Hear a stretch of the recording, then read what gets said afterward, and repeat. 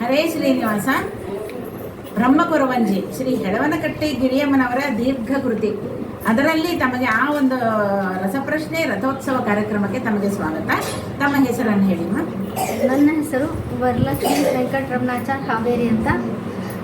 ವರಲಕ್ಷ್ಮಿ ಹಾಂ, ವರಲಕ್ಷ್ಮಿ ವೆಂಕಟರಮಣಾಚಾರ್ ಹಾವೇರಿ. ಓಕೆ. ಹಾವೇರಿಲಿ ಇದ್ರಾ ಅಥವಾ?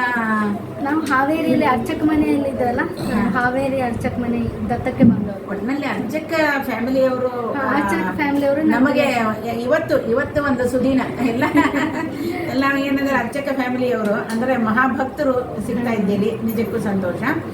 ನಾನು ಬ್ರಹ್ಮಕೊರವಂಜಿ ಅದರಲ್ಲಿ ತಮಗೆ ಪ್ರಶ್ನೆಗಳನ್ನು ಕೇಳ್ತೇನೆ. ಪರಮಾತ್ಮನ ಮಸ್ತಕದಲ್ಲಿ ಯಾವುದು ಢಾಳಿಸುತ್ತದೆ? ಢಾಳಿಸುತ್ತದೆ ಇದಾಗತ್ತೆ ಏನು? ಹಾ, ಪರಮಾತ್ಮನ ಮಸ್ತಕದಲ್ಲಿ ಯಾವುದು ಢಾಳಿಸುತ್ತದೆ? ಕಿರೀಟವು ಹೊಳೆಯುತ್ತದೆ. ಮಸ್ತಕದಲ್ಲಿ ಕಿರೀಟವು ಹೊಳೆಯುತ್ತದೆ. ಪರಮಾತ್ಮನ ಕಿರೀಟ ಮಸ್ತಕದಲ್ಲಿ ಮಾಣಿಕ್ಯದ ಕಿರೀಟ, ಕಸ್ತೂರಿ ತಿಳಕದಿ ಹೊಳೆವಲಲಾಟ.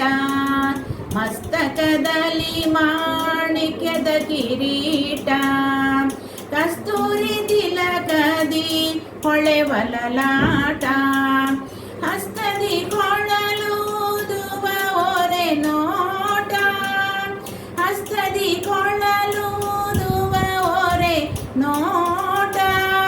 ಕೌಸ್ತುಭ ಎಡಬಲದಲ್ಲಿ ಓಲಾಟ, ಕೌಸ್ತುಭ ಎಡಬಲದಲ್ಲಿ ಓಲಾಟ. ಕೃಷ್ಣ ಮೂರುತಿ ಕಣ್ಣ ಮುಂದೆ ನಿಂತಂತೆ ಇದೆ, ಕಷ್ಟಗಳೆಲ್ಲವ ಪರಿಹರಿಸಿ ಮನ ಇಷ್ಟಾರ್ಥಗಳನ್ನೆಲ್ಲ ಕೊಟ್ಟು ರಕ್ಷಿಸುವ ಕೃಷ್ಣ ಮೂರುತಿ ಕಣ್ಣ ಮುಂದೆ ನಿಂತಂತೆ ಇದೆ.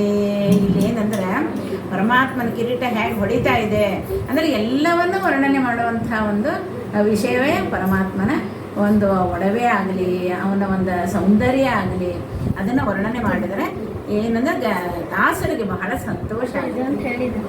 ಕಿರೀಟ ಕುಂಡಲ ಹರ ಪದಕ ಹೊಳೆವನ, ಪರಮ ಸುಂದರ ಮೂರ್ತಿ ಮುರಳಿ ಉಡುವನ. ಜಾಣೆ ನುಡೋಣು ನಡಿವೇಣು ಗೋಪಾಲನ. ತುಂಬ ಚೆನ್ನಾಗಿದೆ, ಸಂತೋಷ. ಏನಂದ್ರೆ ಆ ಕಾಲಕ್ಕೆ ಅಂದ್ರೆ ಒಂದು ಕಿರೀಟ, ಒಂದು ಮಸ್ತಕ, ಪರಮಾತ್ಮನ ಒಂದು ಏನಂದ್ರೆ ಯಾವ ಒಂದು ಇದನ್ನೇನೋ ನೆನೆಸ್ಕೊಂಡ್ರೆ ಒಂದು ದಾಸನ ಅನೇಕ ಪದಗಳನ್ನು ಮಾಡಿಬಿಟ್ಟಿರ್ತಾರೆ. ನಮಗೆ ಆ ಕಾಲಕ್ಕೆ ನೆನಪು ಬರಬೇಕಷ್ಟೇ ಅಲ್ವಾ? ಎರಡನೇ ಪ್ರಶ್ನೆಗೆ ಹೋಗೋಣ. ಕಂಟಕ ಕಂಸನ ಅಮ್ಮ ಇವನು ಪುಟ್ಟಿ, ಕಂಟಕ ಕಂಸನ ಅಮ್ಮ ಇವನು ಪುಟ್ಟಿ, ಏನು ಮಾಡುವನು ಎಂದು ಕೊರವಿ ಅವನು ಹುಟ್ಟುಬಿಟ್ಟು ಏನು ಮಾಡ್ತಾನೆ ಕೊರವಿ ಅಂತ ದೇವಕಿಗೆ ಹೇಳ್ತಾನೆ. ಗಂಟಲವನ್ನು ಮುರಿಯೋಣ ಅಂತ ಹೇಳ್ತಾರೆ. ಯಾರ ಗಂಟಲು? ಕಂಸನ ಗಂಟಲ ಮುರಿಯುವ ಕಾಣಮ್ಮ ಅಂತ ಹೇಳ್ತಾರೆ. ಸರಿಯಾದ ಉತ್ತರ. ಮುಂದಿನ ಪ್ರಶ್ನೆಗೆ ಹೋಗೋಣ. ಹೇಗೆ ಅನಿಸ್ತಾ ಇದೆ ನಿಮಗೆ? ಇಲ್ಲಿ ಒಂದು ತುಂಬಾ ಚೆನ್ನಾಗಿ ಅನಿಸ್ತಾ ಇದೆ, ಫಸ್ಟ್ ಟೈಮು. ಹೌದೌದು.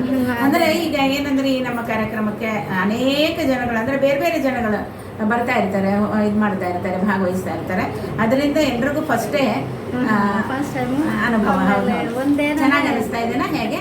ತುಂಬಾ ಚೆನ್ನಾಗಿ ಅನಿಸ್ತಾ ಇದೆ. ಮುಂದಿನ ಪ್ರಶ್ನೆಗೆ ಹೋಗ್ಲಾ? ವಾರಿಜ ಮುಖಿಯರು ದೂರು ಕೊಡಲು ಬರಲು ಏನಾಗುವುದು? ವಾರಿಜ ಮುಖಿಯರು ದೂರು ಕೊಡಲು ಬರಲು ಏನಾಗುವುದು? ಕೃಷ್ಣನೇ ಹೋಗಿ ಯಶೋದೆ ಮನೆಯಲ್ಲಿ ಅಡಗಿದ್ದಾರೆ. ಯಾಕೆಂದ್ರೆ ಅವನಿಗೆ ಇದನ್ನೇ ಎಲ್ಲರೂ ಏನಂದ್ರೆ ಎಲ್ಲರೂ ಹೋಗಿ ಕಂಪ್ಲೇಂಟ್ ಮಾಡ್ತಾ ಇರ್ತಾರೆ. ಏನಂದ್ರೆ ನಿನ್ನ ಮಗ ಬೆಣ್ಣೆ ಕದ್ದ, ಇದು ಅದಕ್ಕೆ ಅಮ್ಮ ನಾನು ದೇವರಾಣೆ ಬೆಣ್ಣೆ ಕದ್ದಿಲ್ಲಮ್ಮ ಅಂತ ಹೇಳ್ತಿರ್ತಾನಮ್ಮ, ಯಾವಾಗಲೂ ಹೇಳ್ತಾ ಇರ್ತಾನೆ. ಅಂದ್ರೆ ಏನಂದ್ರೆ ನಾ ಕದ್ದಿಲ್ಲ, ಸುಮ್ಮನೆ ನನಗೆ ಏನಂದ್ರೆ ಇವರು ದೂರು ಕೊಡ್ತಾರಮ್ಮ ಅಂತ ಹೇಳ್ತಾನೆ. ಗುಮ್ಮನ ಕರೆಯದಿರಿ ಏನು ಸಿಕ್ಕಾಪಟ್ಟಿ ಬಿಡ್ರಿ ಪರಮಾತ್ಮನ ಒಂದು ಈ ದಶಮಸ್ಕಂದದಲ್ಲಿ ಕೃಷ್ಣನ ಅವತಾರ ಆದಮೇಲೆ ಎರಡು ಬೇಜಾನ್ ಹಾಡುಗಳು ಮಾಡಿಬಿಟ್ಟಿದ್ದಾರೆ ದಾಸರು.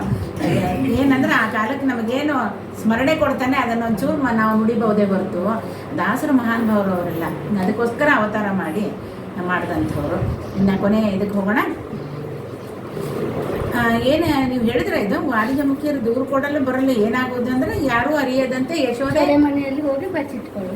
ಸರಿಯಾದ ಉತ್ತರ. ಗೋವಿಂದ ಬಚ್ಚಿಟ್ಕೊಳ್ತಾನೆ.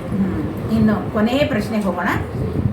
ಅಳುವ ಕೊರಮ ಎಂದರೆ ಏನು? ಅಳುವ ಕೊರಮ ಅಂತ ಅವನ ಬೈದಾಗೆ ಕೊರವಂಜೆ ಗಂಡನನ್ನ ಆ ತರ ಕರೀತಾರೆ. ಕೊರವಿಯ ಗಂಡನನ್ನ ಏನಂತ ಕರೀತಾರೆ?